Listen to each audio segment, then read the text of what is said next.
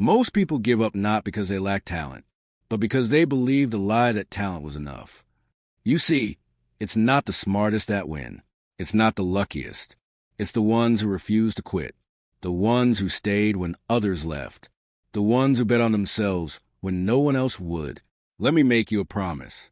If you can grasp what I'm about to share with you, your life will never look the same again.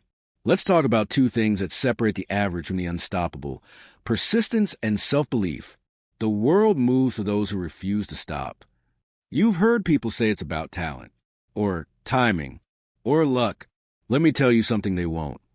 It's about staying in the game, even when the game's not fair, even when the scoreboard says you're losing, even when no one is clapping. Most people quit too soon. They walk away right before the tide turns, right before the soil breaks and the seed becomes a sprout. Why? Because persistence doesn't feel glamorous. It feels lonely. It feels slow. It feels like you're invisible. But make no mistake, persistence is power in disguise. There's a story I often tell about a man digging for gold during the American gold rush. He bought land, equipment, and began digging. He found a few flakes, got excited, dug deeper. Then nothing. He kept going day after day. Then he quit, sold the land for pennies on the dollar to a junk man. That junk man brought in a mining expert. You know what the expert found? Gold. Just 3 feet from where the first man quit. 3 feet. That's how close most people are when they give up. Not miles. Not years. 3 feet away. Now, let's talk about why persistence works. Psychologically, when you persist, you change your internal identity. You start to see yourself not as someone trying, but as someone becoming. Every act of persistence rewires your brain to believe, I finish what I start. That identity becomes unstoppable. When you give up too early, you rob yourself not just of the result. You rob yourself of the person you were becoming. You see, the real win isn't the reward. It's who you become on the way to it. Thomas Edison failed over 1,000 times before inventing the light bulb. Someone asked him, how did it feel to fail 1,000 times? He said, I didn't fail 1,000 times. The light bulb was an invention with 1,000 steps. That's persistence. That's vision. That's faith in action. The world may not reward your first try, but it always respects the one who refuses to leave the table. Look around. Every revolution, every innovation, every breakthrough was sparked by someone who kept going when the world whispered, give up. So I ask you, what's your 3 feet away? What dream? What vision? What opportunity? You don't need more luck. You don't need another sign. You need to decide right now that you're staying until the world moves. Because it will. It always does. But not for the talented. Not for the lucky. Not even for the brilliant. It moves to the one who refuses to stop. And that can be you. Belief is borrowed until it's built. Nobody starts with unshakable confidence. Not one of us. You're not born believing you can move mountains. You don't wake up one day and suddenly think you're destined for greatness. Belief starts fragile. It starts borrowed, usually from someone else's voice until it becomes your own. Think back. Maybe it was a teacher who told you had something special, or a coach who saw potential before you did. Or maybe, just maybe, you've never had anyone believe in you. And that's where the real challenge begins. Because if no one ever handed you belief, you have to go and build it yourself. It starts small, like a whisper in your soul. Maybe I can. And then you act. You keep one promise to yourself. You show up on a day you didn't feel like it. You finish something you almost quit. And suddenly, belief isn't just an idea anymore. It's evidence. You build belief by stacking evidence. That's how the mind works. It doesn't trust words. It trusts patterns. You tell yourself you're confident, but if you keep breaking promises, your mind won't believe you. Now here's the kicker. The early days are the hardest, because that's when you're running without proof. No applause, no results, no payoff, just you and a dream, and the faint hope that something beautiful is on the other side of the grind. That's why most people stop, because building belief feels like walking in the dark. But let me tell you something. Every great person you admire, they started the same way, borrowing belief until they had enough to build it. Take Oprah Winfrey, fired from her first job, told she wasn't fit for television, but someone gave her a shot. She borrowed their belief long enough until she saw it in herself. And when that inner switch flipped, the world couldn't stop her. Here's the truth. Self-belief is a foundation of every success story. And like any foundation, it's not built in a day. It's built in the daily decisions. To speak up, to try again, to walk back into the room after rejection, to become the person your future demands. So if you don't believe yet, that's okay. Start with action, because belief follows action, not the other way around. And one day, without even realizing it, you'll wake up different. You'll walk into rooms you once felt unworthy of. You'll speak words that once scared you. And someone will look at you and say, "Wow, I wish I had your confidence." And you'll smile because you'll know you borrowed it once too. And now it's yours. Rejection is the price of admission. Everybody wants a reward, but nobody wants the receipt. And make no mistake, rejection is a receipt. It's the cost you pay to grow, to lead, to win. You want success? You want confidence? You want to matter in this world? Then you better be ready to get rejected.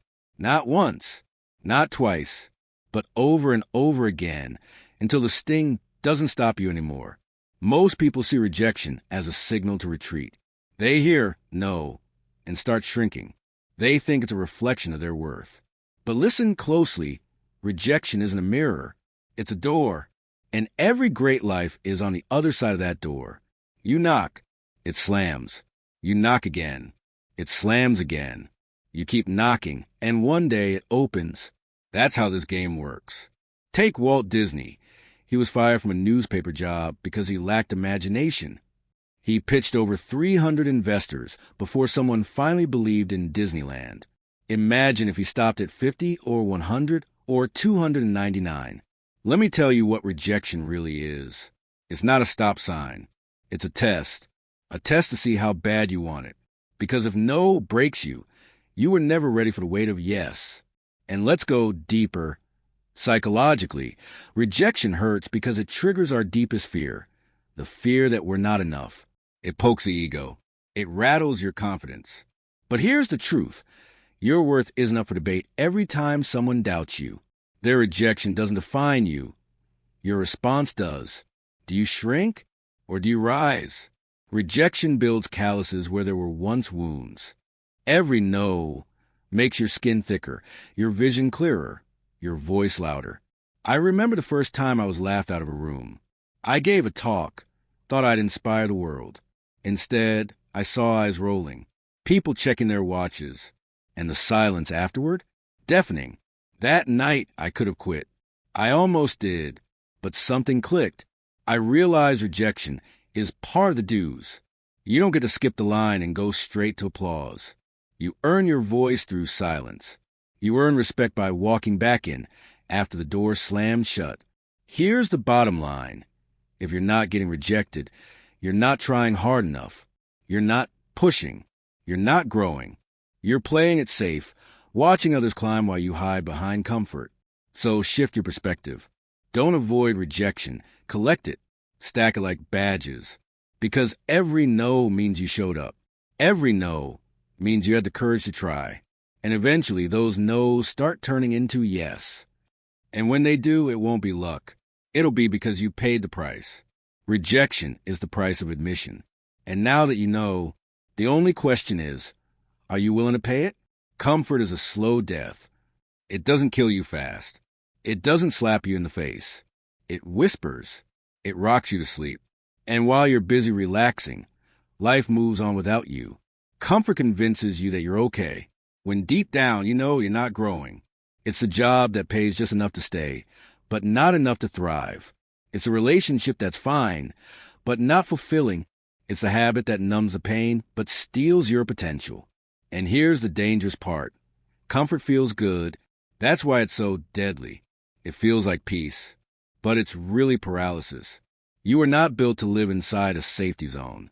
You were built to climb, to chase, to stretch, to reach, to feel the fire in your gut when you're doing something that scares you, that grows you, that wakes you up. Let's talk brain science. Your mind is wired for survival, not success. It's programmed to avoid discomfort. So every time you step out, your brain screams, "Go back." Not because you're in danger, but because you're changing. And change feels like death to the part of you that wants to stay the same. But let me ask you, when did staying comfortable ever give you a breakthrough? When did ease lead to greatness? Look around. Every person you admire, every leader, every innovator, every legend, they walk through fire, not luxury, not convenience. Challenge. Steve Jobs got kicked out of his own company, came back, rebuilt it, revolutionized the world. Do you think that was comfortable? Muhammad Ali trained until his body broke down. He said, "I hated every minute of training, but I said, don't quit. Suffer now and live the rest of your life as a champion." That's it. You can suffer now or suffer later. But either way, comfort will cost you. Because here's what it does. It drains your edge, your hunger, your discipline. It turns lions into house cats. It makes you okay with average. And average is the enemy of excellence. The saddest thing? Most people won't even know they died because they'll still be breathing, still smiling, still working the same job, watching the same shows, living the same year over and over, calling it a life. But deep inside, their fire is gone. Don't let that be you. If you're uncomfortable right now, good. That means you're alive. You're stretching. You're growing. So push yourself. Take the risk. Have the conversation. Start the project. Move before you're ready. Because comfort won't take your life in one blow, but will take it piece by piece. Comfort is a slow death, and greatness has no time to die slowly. No one is coming to save you, and that's the good news.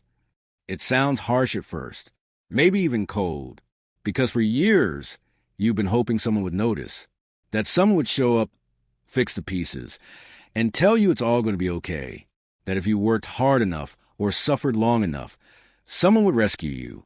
But they're not coming. Not your boss, not your partner, not your parents, not the government, not even your closest friend. And here's why that's the best news you'll ever hear.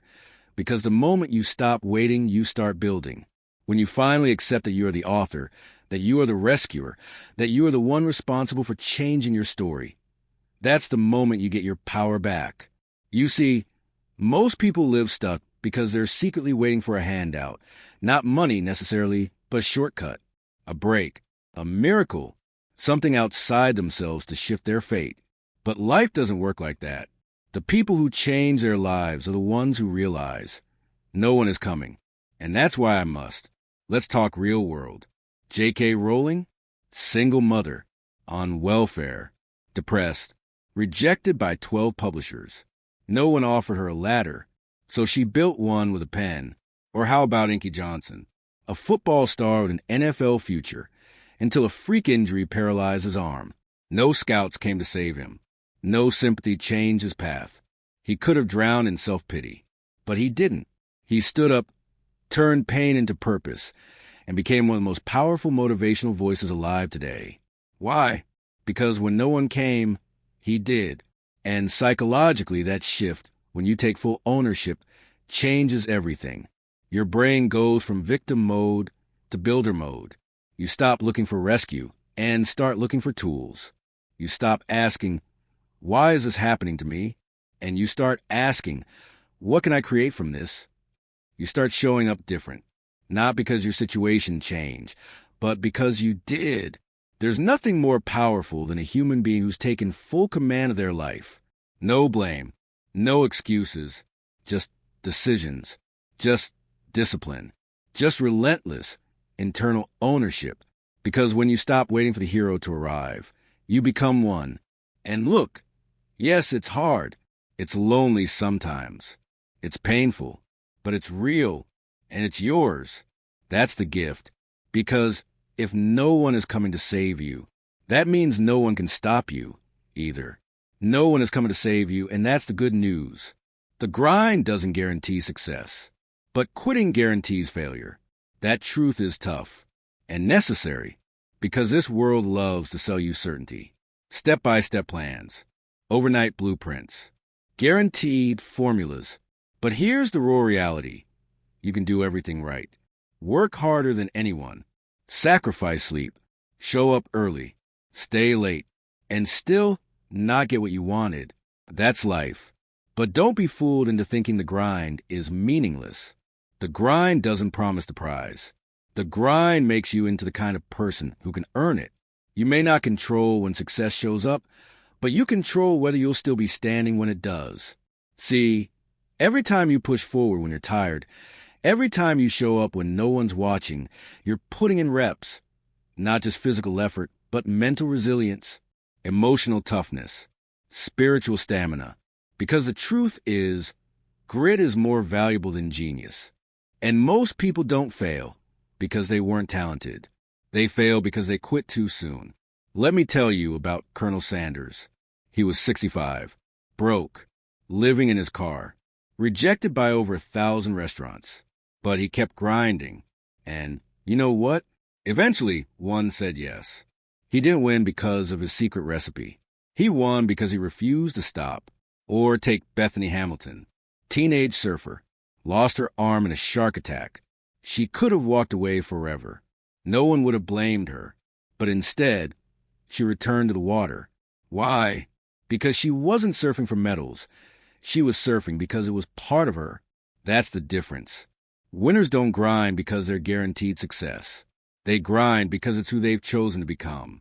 And psychologically, that mindset is unstoppable. Because once you detach from outcomes and fall in love with effort, you become dangerous, unshakable, because nothing can discourage you. If it works, you win. If it fails, you grow. Either way, you're moving forward. But the moment you quit, game over. You've chosen finality over possibility. And look, I get it. Quitting feels safe.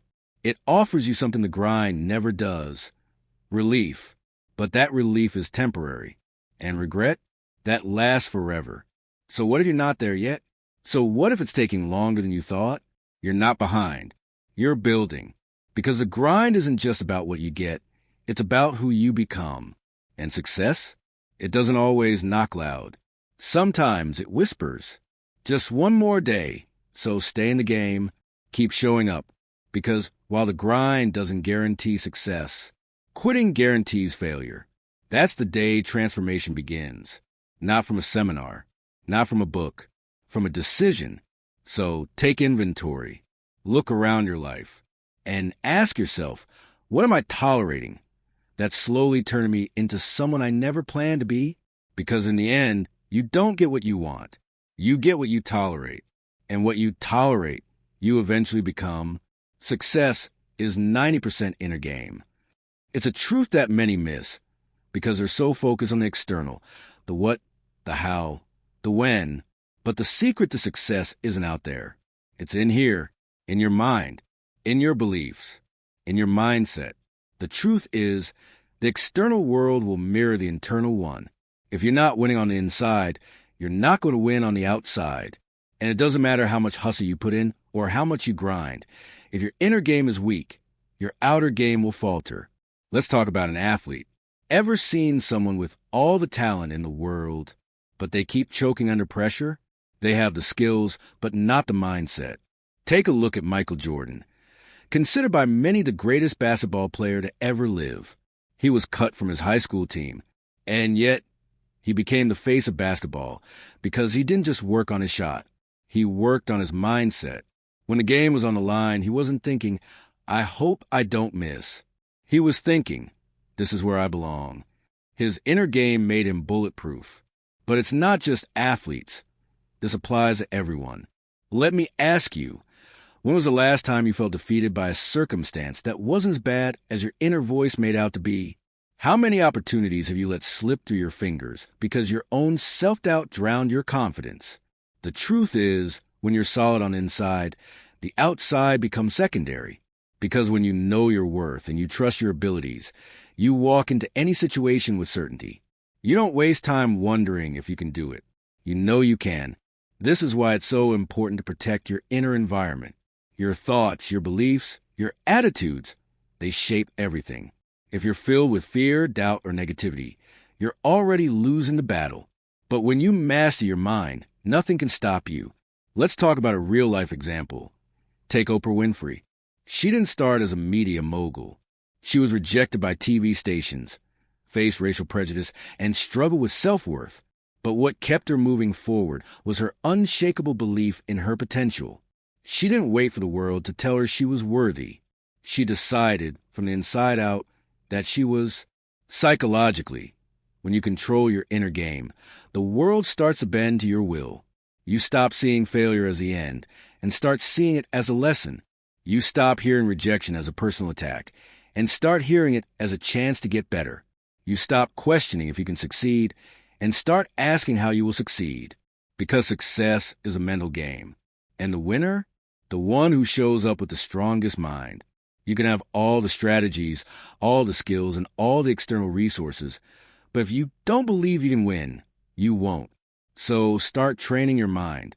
Feed it with positivity. Fill it with confidence. Build a mindset that knows no limits. Because success isn't just about doing the work. It's about doing the right work on the inside. And when you master your inner game, the outer world won't have a choice but to follow suit. Most people fail not because they aim too high and missed, but because they aim too low and hit. The truth? Your belief system is your thermostat. It controls how high you rise. So raise it, reset it, revive it. The world doesn't need another perfect person. It needs someone real, someone raw, someone relentless. Your breakthrough is not waiting on a miracle. It's waiting on your persistence, your belief. Because the moment you say, I will not quit, the world starts to whisper. Then we cannot stop you. Final line, quotable, believe long enough, and the world will believe too.